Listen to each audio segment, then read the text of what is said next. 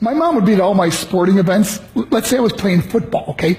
My mother would be on the sidelines, and if the play on the field started going one way, my mother would run along like, Mark, get him, get him! I'd be like, oh my gosh. I'd get in the huddle with the other guys. They go, Mark, is that your mother? I go, no, I never saw her before in my life. See, the greatest gift my mother ever gave me, she believed in me. I have overdosed on drugs on 3 occasions where I should have been dead. But I believe I was kept here for a reason. You show me your friends, I will show you your future. How do I know this? I hung out with losers, and I became the biggest loser of them all because I gave up everything I dreamt about as a little boy because of who I chose to surround myself with. My friends would drive me home at 2, 3, 4 in the morning. We'd be drunk and high, laughing in the car. We'd pull up in front of my house in New York. They go, Mark, the light's on. I go, oh man, my mother's up. See, my mom wouldn't go to bed until she knew her son was still alive. I'd walk in, she'd say, hi Mark, how was your night? I go, it was good, Mom, I'm just gonna go to bed. She goes, can I talk to you for a minute? I go, Mom, I'm tired, I'm just gonna go to bed. She goes, Mark, I haven't seen you all day and all night. Can I please talk to you? I said, man, just leave me alone. You bug me. I'd slam my bedroom door on the one person who believed in me. I was on a worldwide tour and we were wrestling overseas in Japan. After my wrestling match, I went upstairs in my hotel room and I fell asleep. There was a knock at my door at 3 o'clock in the morning. I got out of bed, I looked through the safety window and I could see it was a Japanese promoter. So I opened the door and he said, Mark, you need to call home. There's been an emergency. I went and got on the hotel room phone. I called back to the United States. I said, hey, what's going on? I said, Mark, I don't know how to tell you this. I said, just tell me what happened. All of a sudden I started crying. They go, Mark, I can't tell you. I said, just say it. He said, Mark,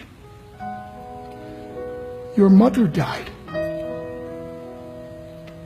I just threw the phone down. I ran out of my hotel room. I took the elevator to the lobby, and when the doors opened up, I just ran out into the street. I mean, there was no cars, there was no people. It was 3 o'clock in the morning.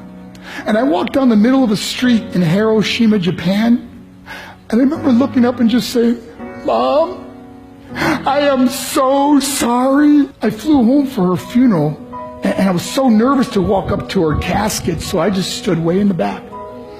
And I kept looking from a distance. I kept thinking to myself, Mom, please wake up. And then I finally got the nerve to walk up to her. And as I got closer, I could see my mom for the first time. I mean, she was so beautiful.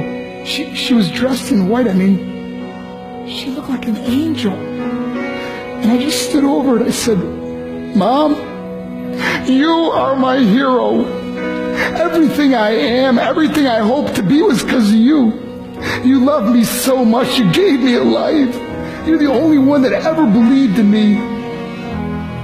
How did I repay her? By getting drunk? By getting high? By getting stupid? By hanging out with losers? For what? All she ever wanted to do was talk to me. I wish I could talk to you now, Mom. I wish you could see what I'm doing. Why couldn't I have been a better son? We are defined by our choices. But if you surround yourself with people involved in drugs and alcohol and pills, it's a dead end. I'm not here to preach to you. I'm here to tell you I lived that life. It leads to broken hearts, broken relationships, broken dreams, and death.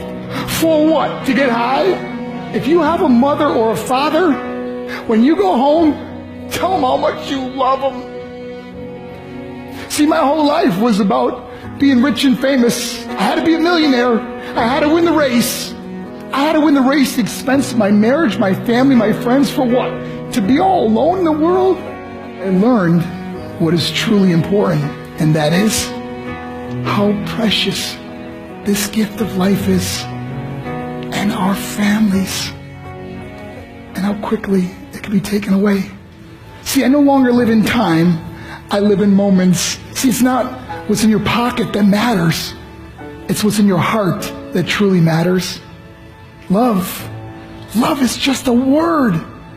until somebody comes along and gives it meaning. You're the meaning.